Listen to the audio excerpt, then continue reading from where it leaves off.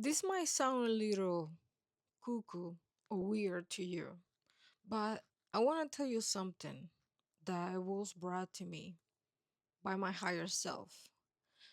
So, someone said that all of us have that spark from within us, like that life, that if we awaken that connection to the higher self. And I totally agree with that. I totally agree that we all of us have that. But there is something interesting. There is a moment in our life where it's like fight or die sort of thing. Like you literally have to decide if you want to elevate, if you want to awaken your consciousness or keep awaken your consciousness. It's like sort of like a test there to your soul. And there is something very interesting that happened. If you decide not to fight, not to work, not to elevate, not to shift, not to change, not to upgrade, I don't know what you want to call it. But what I'm trying to say is like give another step forward, sort of thing.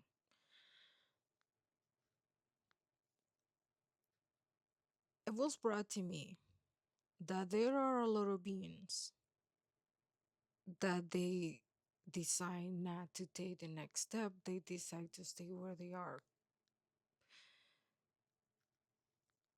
Sort of like what I saw is like sort of something is like sucking your life, your energy, what is kind of like you want to fight, but you can't. It's like it's like you want to, but your body is not responding, sort of thing. It's like there is a part of you there quite interesting, but it's a little deeper than that because I guess that you have to step out of like a sort of cage. That's what it seems. But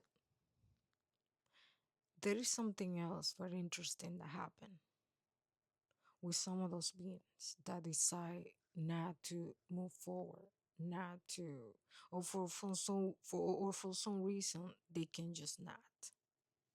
They can just not do the next step.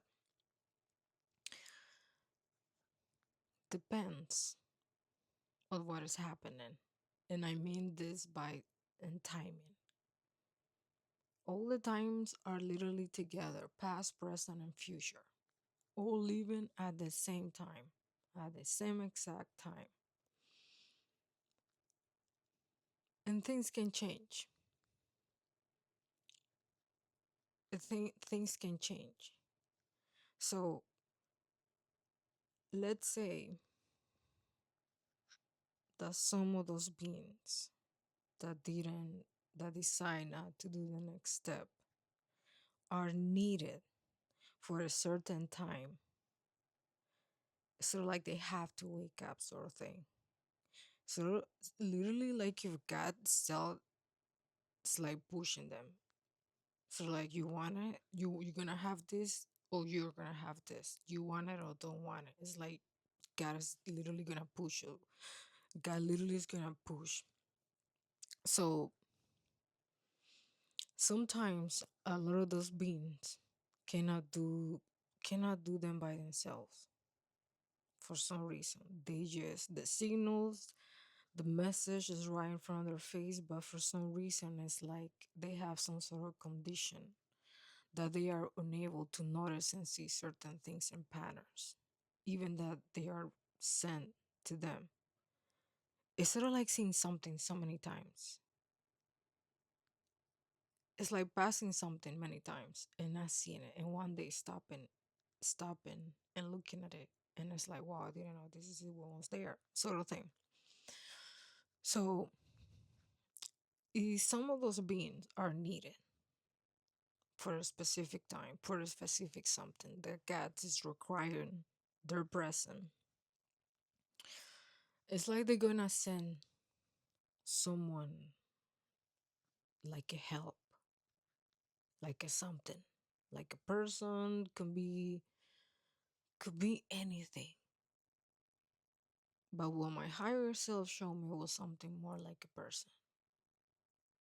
But it could be different situation. But I still was like a person going to some of those beings' life to show them certain things so they can step out of certain belief system, certain way of doing things for another way that is more upgraded and uplifted. Because every time that someone, any being, is operating from a conscious level, a high vibrational level, the earth elevates. We are changing the frequency. Yes. So it's like a reward from us, from everybody, for that person, reward to earth, to us, for the elevation. And back to what I was saying. When those beings are needed, they're gonna send someone something to their life to make them step out of sort of zone, state, level, sort of something like that. And they and that's literally like the last of the last. Because sometimes they have to send beings that they are high consciousness, they very high vibration, and they have to lower their own vibration to match this sort of being sometimes. Because if this being was elevating or was with this other being in their purest form on a really high consciousness, it's sort of like if they wouldn't be able to be together, sort of thing. It's like it would be too much. So the way of this high level being, this high consciousness being sent by God, literally some of them have to lower the frequency to meet that person, this other being that is needed for the time, sort of like a calling, needed to step in, like if you're feeling something, a role called by the higher self. Sort of like another consciousness tap into another one to like, hey, what's up, sort of thing. So it sort of like has to lower the frequency to match the other frequency, and I sort of like try to raise that being to a higher, so in a way that they can step out whatever situation they are on, that they need to step out of, so like they had to raise, sort of thing. It's like seeing another side. It's very interesting. It's like that's why that's why timing is perfect. Like there is no coincidence. No coincidence. There is no such a thing like this happen randomly. I don't believe in that. And the same way we meet demons out there, people with no soul, with no heart, with heart of rock. There are good people out there. They are good people. They're out there with good heart that wish you well, that want to see you well. Generally, they exist. Believe it or not,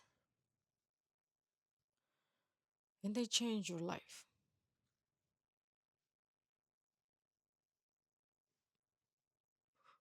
These ears ring. How crazy is that? Amazing. I don't know what it means, but talking about no coincidence. And regardless of what happens, even if there's no communication, we learn a lot. We learn about a lot.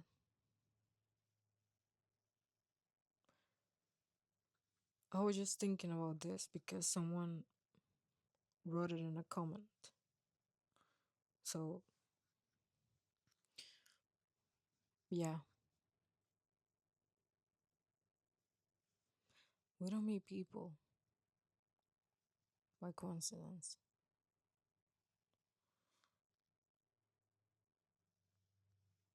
And even if we meet them,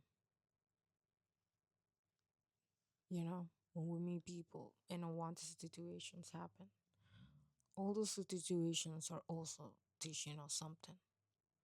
It's like extracting, getting the good out of what is not so good, you know? That's all I wanted to share. Thank you guys for watching.